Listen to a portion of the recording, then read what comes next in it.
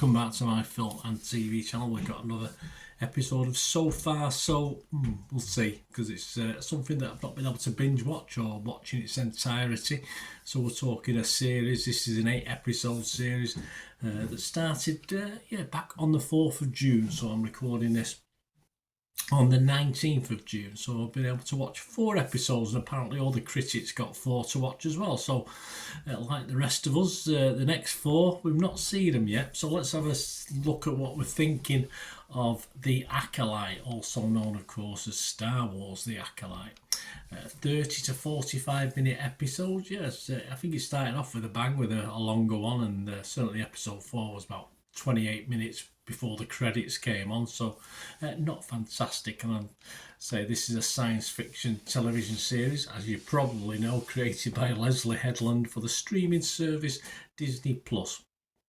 Of course, it's part of the Star Wars franchise, so you've got to get a lot of people expecting a lot from this, and perhaps wrongly so, really, in fairness, looking at some of the public's reviews, but we'll get on to that later on. Please, just if you can spare me a moment before we carry on with this review, just a shout out to friends of the channel, Two Hands Stationery. I've got a set of pens on offer here, 12 black pens, that's different ones. You've got fine point pens, pigment pens, technical drawing pens, the waterproof for art, watercolour, sketching, and even so you can go outside and sketch in the rain, and manga and scrapbooking. And I just use them for doing hard copy research and notes and labelling and stuff like that. I don't think I'll need any more pens ever. Black colour anyway. Great gift, guys. These are cheap as chips for the family, friends. Even treat yourself to these. As I say, I don't know when I'll need to buy another set, in fairness. Including postage, yeah, they're already at a discounted price if you check online at £8.49. But I've got a little voucher for you. Put this voucher in and you'll get an extra 15% off, so it's coming up at less than £7, and just tremendous value for money, guys. So it'll be on the description and on the screen and in the description below, so just follow it and take advantage. Don't just take my word for the quality of these or the value for money for these. They've got a 4.4 out of 5 rating on Amazon with just under 5,000 reviews. So treat yourself. Right, thanks for putting up with me for that. Right, back to Acolyte. It's set at the end of the Star Wars franchise's High Republic era, approximately 100 years before Star Wars Episode 1, The Phantom Menace. I do lose track. I try and watch these things independently. If I start trying to tie them in with other things, I get totally confused. But I know big fans will want to do that, and I think that's one of the problems with this series. It sees a respected Jedi Master investigating a series of crimes that brings him into contact with a former Padawan learner and reveals sinister forces at play. This stars Amanda Sternberg, Lee Jun-jae, Manny Jacinto, Daphne Keane, Charlie Barnett, Jodie Turner-Smith, Rebecca Henderson, Dean Charles Chapman, Juna Suotamo, and Carrie-Anne Moss, of course, stars in this. Some better than others, that's for sure, on the acting front. This premiered on Disney, as I said, on the 4th of June, with its first 2 episodes, and the following 6 episodes were showing weekly, so it's due to end on July the 16th, so still another 4 weeks to go. My thoughts on this, I like the immediate homage scene to Harrison Ford's movie The Fugitive, and I think in episode 1 I like that a little bit. I don't mind nicking things from other things, that's what it's all about. There's not a lot that's that innovative about the story. It's a crime whodunit set in a galaxy far, far away, of course, but it does have investable characters, and that always makes a series of any genre, for me, very watchable. But, and it is a big but, there appears to be no firm link into the Star Wars series, which would be unhappy for die-hard fans. I think they always want some sort of links in, don't you? Think, oh yeah, I know this and I know that, and I can appreciate that. It doesn't really bother me. As I say, I get that confused with all the different things anyway, the Mandalorian and all this. I'd rather just a standalone thing anyway, but for me this is just a simple disengage your brain sci-fi adventure, and that's what it is. Stenberg, in a dual role, of course, she plays twins, is a great lead, and he's backed up by Generally okay cast, but we do have perhaps one or two or three or four hammy actors amongst it, which is probably par for the course. The addition of backstory when needed isn't overly done. That's a plus point for me. I like that. But by episode 4, sadly, it was losing some of its appeal for me. But then again, episode 3 was that sort of good. I think episode 4 struggled to match up to it.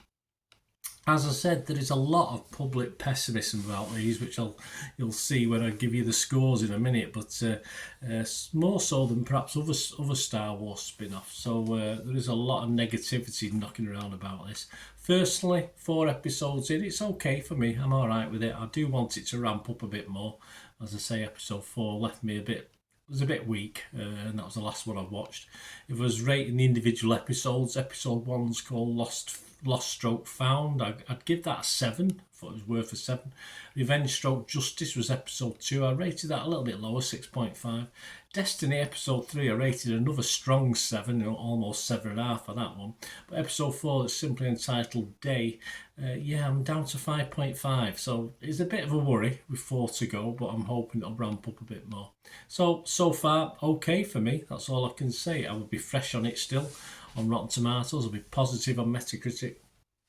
And as a score, I'm going to give it a 6, although it could have scraped a 6.5 based on episodes 1 to 3, but episode 4 has left me on a bit of a downer, so it's dropped a little bit. So I will give it a 6 out of 10 so far.